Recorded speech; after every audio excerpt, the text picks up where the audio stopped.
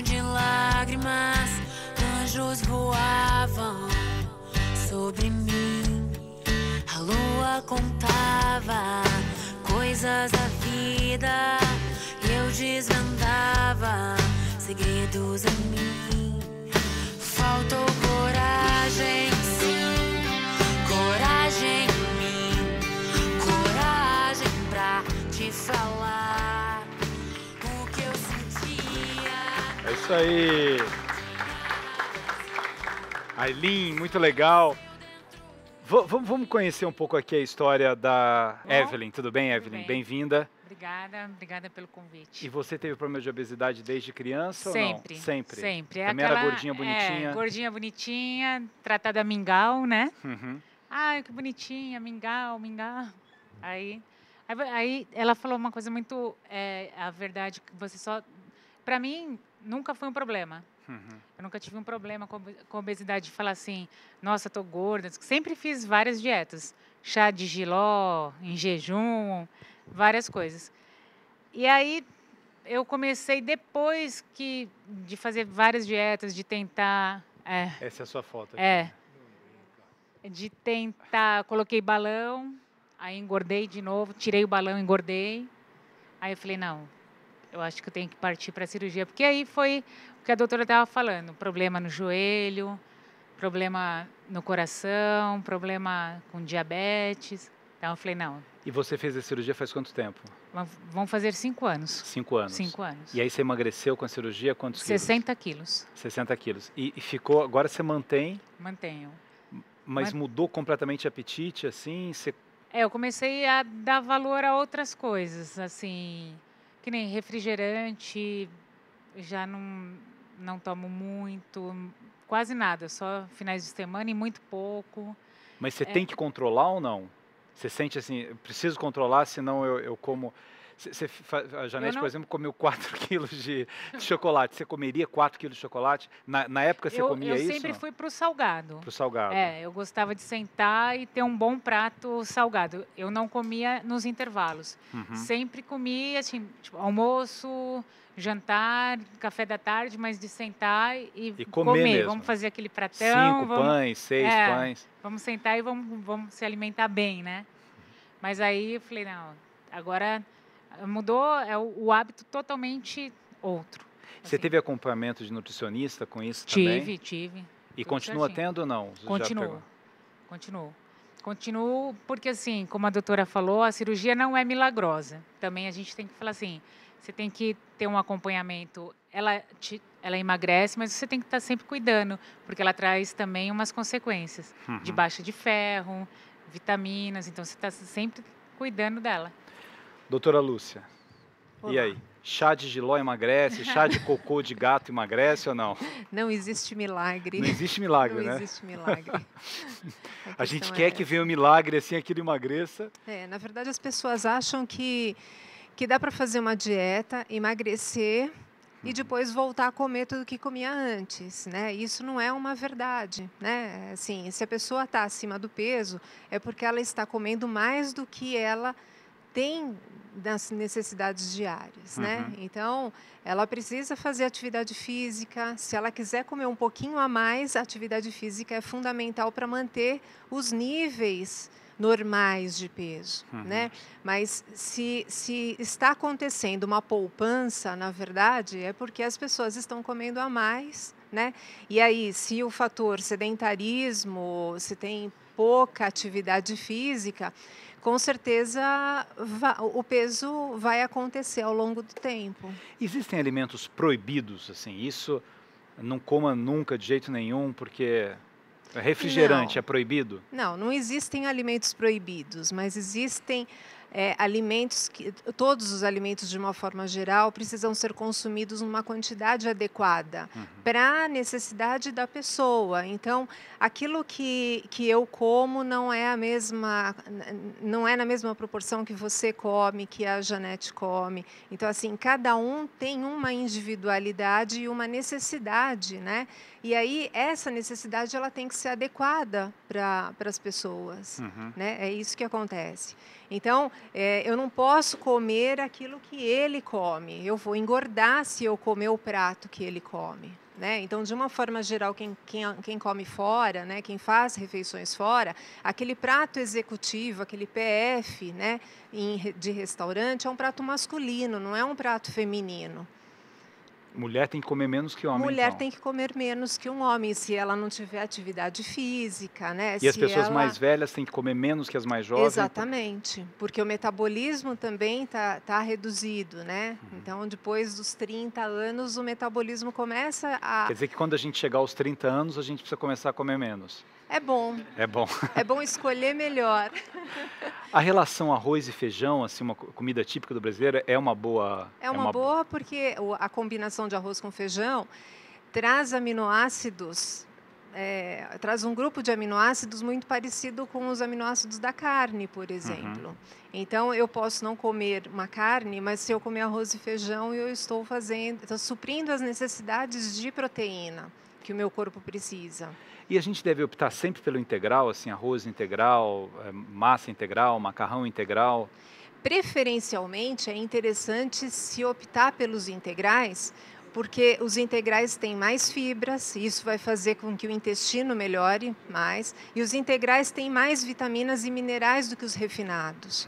Então, optar pelo alimento integral é mais interessante justamente porque a fibra interfere na absorção de carboidrato, por exemplo. Então, comer um arroz branco, ele tem uma absorção mais rápida do que comer um arroz integral. O arroz integral tem uma absorção mais lenta. Aí demora mais para voltar a comer. Isso, então a gente consegue fazer uma modulação. Não que carboidrato seja proibido, carboidrato de jeito nenhum, é a nossa fonte de energia e a nossa fonte de vida. Mas é importante que a gente faça uma modulação. Tá na moda agora não comer glúten. Aproveita que aqui não precisa pagar a consulta, já está no meio porque fala, não, glúten forma uma camada de não sei o quê. Não sei, é verdade esse negócio, não comer glúten vem ajuda. até aqueles alimentos não contém glúten, eu comecei a comprar torradinha sem glúten, tudo sem glúten lá em casa, mas não sei. Você está bem com um problema de obesidade bem significativo. Não, mas é sempre melhorar.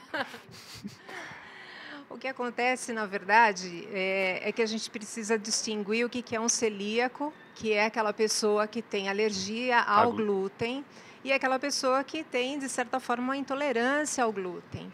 Só que todo mundo resolveu colocar na mesma panela que todos são intolerantes. Eu acho que essa é a questão. E eu acho que eu acho que a questão vai um pouquinho mais além, né? Todo mundo resolveu tirar o glúten para emagrecer.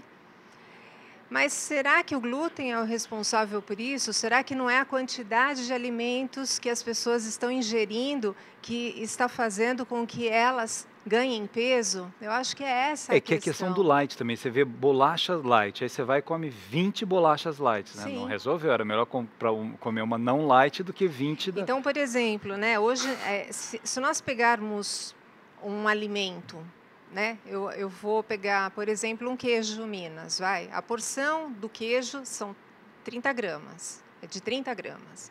Se eu pegar um queijo light, eu tenho que usar essas mesmas 30 gramas. Não é porque é light que eu vou comer 60. E as pessoas acham que porque é light dá para comer mais. E não é isso. Eu vou comer o light porque tem menos gordura. E aí eu vou comer uma menor quantidade de calorias. Mas, doutora, isso que acontece. Mas a integralização da alimentação, no que tange à saciedade, ela não é mais indicada? Porque os alimentos integrais, eles estimulam mais os hormônios saciadores, como a GPLP1 ou os inibidores da grelina? Sim. Na verdade, os alimentos integrais proporcionam saciedade, Saciedade com mais, não é? Exatamente. Por isso que o homo de Neandertal, ele se saciava porque mastigava mais o vegetal. A mastigação é uma outra coisa fundamental, né? Então, e o que eu tenho encontrado nos pacientes obesos, ou de uma forma geral, né? Se a gente fizer uma pergunta aqui para as pessoas, quem é que come devagar, né? A maioria das pessoas come muito rápido. E aí, a questão do comer devagar é muito importante. E muitas vezes o obeso cirurgiado, ele se vê obrigado, né? O nutricionista é a carrasca, né? Porque tem que comer carne, né? Tem que comer, e o obeso, ele não consegue mastigar carne. Mas não é, porque aí ele diz que passa mal. Mas não é que passa mal, é que ele não mastiga, ele engole. E aí ele vai passar mal mesmo. É esse o grande problema que envolve. E aí eu tenho alguns pacientes que voltaram a engordar depois da cirurgia, porque, como não mastigam, acabam comendo alimentos que são mais fáceis de digestão, de mastigação. Dr. Denis? Foram colocados alguns aspectos aqui que são muito importantes, interessantes. Eu acho que essa é uma ideia muito importante que as pessoas precisam ter, né? Então, a cirurgia, seja qual técnica for, ela, sem dúvida nenhuma, ela é uma ferramenta muito importante para ajudar o indivíduo a perder peso, uma grande quantidade de peso, e ajudá-lo também na manutenção dessa perda de peso a longo prazo. Mas, usando até uma metáfora da tua área, né? É como você dizer o seguinte: a média da classe foi 7, né? Mas você teve aluno que tirou 10 e você teve aluno que tirou 4. Então, a média, o resultado médio com a cirurgia, ele é muito bom. Você vai ter resultados excepcionais e você vai ter alguns resultados ruins. E esses resultados ruins estão muito relacionados, na sua maioria, à manutenção de antigos ou ao retorno a antigos hábitos alimentares. A gente vê que a grande dificuldade dos pacientes em seguir uma dieta depois da cirurgia ou sem ser com a cirurgia, etc., está muito relacionada à sua organização. Então, as pessoas hoje, vamos dar um exemplo, a gente vive numa cidade como São Paulo, você é capaz de ficar 3 horas do seu dia dentro do carro, né? Compromissos, ônibus, falta de horário, cobrança no trabalho. Então, as pessoas não têm hora ou não conseguem se organizar para ter hora para fazer as suas refeições. E, com isso, elas improvisam, né? E o indivíduo que improvisa, não adianta você chegar para ele e falar que ele tem que almoçar peixe com brócoli, né? Ele vai descer na cantina da empresa ou onde que tiver, ele trabalha, o que for mais rápido, né? às 4 da tarde. Come em pé, às vezes. E vai comer em pé um pão de queijo, um sanduíche, um pedaço de pizza, um suco natural, né, que tem 1000 calorias, etc. Então, essa é a grande dificuldade que eu vejo na maioria das pessoas em conseguir fazer esse segmento depois. Ela fala mais um pouquinho sobre isso. A gente volta já no último bloco aqui. Vamos cantar?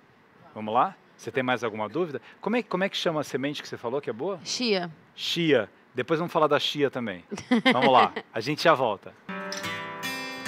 Sometimes I laugh, sometimes I cry, sometimes I get low, sometimes I don't know why I have to tell you lies, alibis.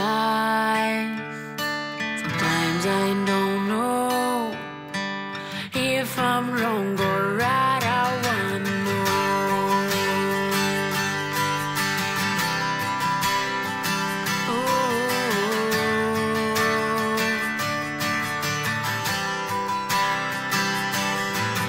Eu não sabia que era assim o que você sente. Eu nunca senti dentro de mim, eu sei. Pode mudar.